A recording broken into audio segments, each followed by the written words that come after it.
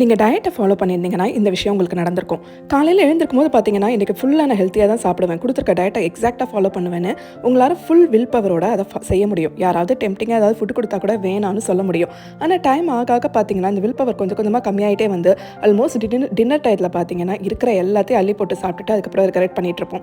இதுக்கு ரீசன் இருக்குங்க. உங்கள் வில் பவர்ங்கிறது ஒரு அன்லிமிட்டட் ரிசோர்ஸ் கிடையாது.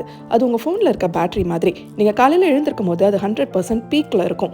ஸோ உங்களுக்கு வில் பவர் ரொம்ப ஜாஸ்தியாக இருக்கும். அப்புறம் ஒரு டே ப்ராக்ரஸ் ஆக ஆக இந்த ஸ்க்ரீனில் காட்டுற இந்த விஷயங்கள்னால உங்கள் வில் பவர் பேட்டரியிலேருந்து பேட்டரி சார்ஜ் இறங்குற மாதிரி கொஞ்சம் கொஞ்சமாக ட்ரைன் ஆகிக்கிட்டே போகும். அப்போ என்ன செய்யலாம்?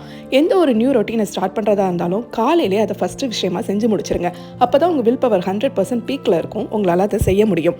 அப்போ டயட் மாதிரி விஷயங்களுக்கு என்ன பண்ணுறது அப்படின்னா, இப்போ ஸ்க்ரீனில் காட்டணும் இல்லையா, எந்தெந்த விஷயங்கள்லாம் உங்களோட வில் பவரை கொஞ்சம் கொஞ்சமாக உங்கள் சார்ஜை கம்மி பண்ணிக்கிட்டே வருதுன்னு அந்த விஷயங்களெல்லாம் முடிஞ்ச அளவுக்கு செய்யாதீங்க. இல்லை எந்த ஒரு முக்கியமான விஷயத்துக்கு மட்டும் உங்கள் வில் பவரை யூஸ் பண்ணுங்கள்.